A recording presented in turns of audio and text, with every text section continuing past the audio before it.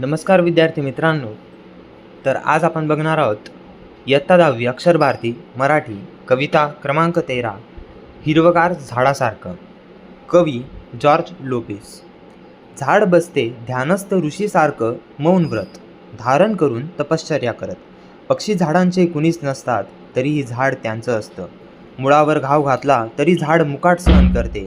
झाडांच्या पानावरून वहीच्या पानावर अलगद उतरतात दवांचे टपोरे थेंब.